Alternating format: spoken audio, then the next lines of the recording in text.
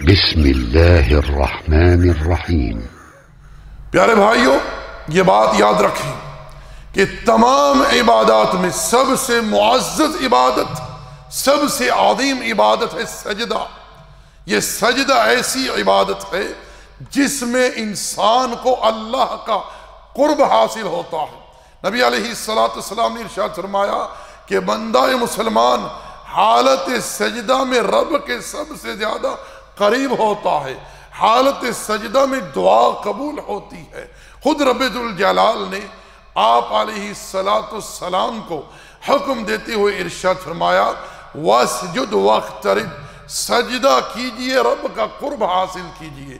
میرے بھائیوں، میرے دوستو، انسان کے جسم نے سب سے زیادہ معزز جگہ جو ہے، عزت والی جگہ جو ہے، وہ ہے انسان کی پیشانی۔ یہ پیشانی جھکتی ہے تو صرف رب ذوالجلال کے سامنے تذلل اختیار کرتے ہوئے، تعظیم کے طور پر عاجزی و انکساری اختیار کرتے ہوئے رب کے سامنے جھکتی ہے حالت سجدہ میں۔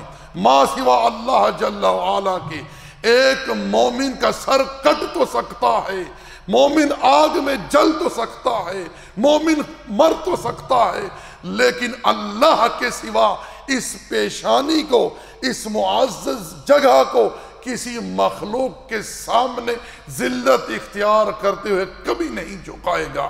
میرے بھائیو، میرے دوستو، ہمیں تو تعجب ہوتا ہے ان لوگوں پر جو اس معزز جگہ کو، جو اس عزت والی جگہ کو، خالق کائنات کو چھوڑ کر درگاہوں پر، مزاروں پر، آستانوں پر، انسانوں کے سامنے، گھوڑوں کے سامنے، درختوں کے سامنے جھکا دیتی ہیں۔ نام کیا دیتی ہیں؟ تعظیمی سجدہ ہے۔ کوئی تعظیمی سجدہ نہیں ہے، عبادت میں ہے ہی تعظیم، اور وہ تعظیم صرف رب ذوالجلال کے لیے روا ہے، تقدس و تعالی کے لیے۔ اور مجھے تعجب ہوتا ہے ان لوگوں پر جن کو یہ کچھ دیکھ کر بھی غیرت نہیں آتی۔ آج اکثریت کی غیرت اللہ کی توحید کے بارے میں مر چکی ہے۔ ان لوگوں سے زیادہ غیرت والا تو وہ پرندہ ہدہد تھا۔ جب وہ مملکت سبا سے لوٹ کر آیا، وقت کے نبی کے سامنے، وقت کا جو بادشاہ تھا نبی سلیمان علیہ السلام، ان کے سامنے کیا کہتا ہے؟ وَجَدْتُهَا وَقَوْمَهَا يَسْجُدُونَ لِلشَّمْسِ مِن دُونِ اللَّهِ۔ یہ کیسی بدبخت قوم ہے، اللہ کو چھوڑ کر سورج کو سجدہ کرتے ہیں۔ رب فرماتے لا تسجدوا للشمس ولا للقمر واسجدوا للہ الذی خلقہن۔ نہ سجدہ سورج کے لیے، نہ سجدہ چاند کے لیے، سجدہ ہے اس اللہ کے لیے جس نے چاند اور سورج اور اس کائنات کو پیدا کیا ہے۔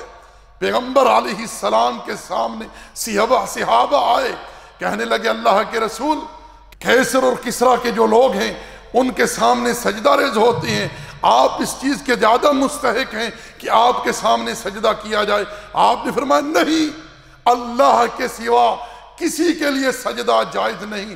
اگر کسی کے لیے سجدہ جائز ہوتا تو میں خواتین کو حکم دیتا اپنے شوہروں کو سجدہ کرے، لیکن میری شریعت میں، میرے دین میں رب ذوالجلال کے سوا کسی اور کے لیے کسی قسم کا کوئی سجدہ نہیں ہے۔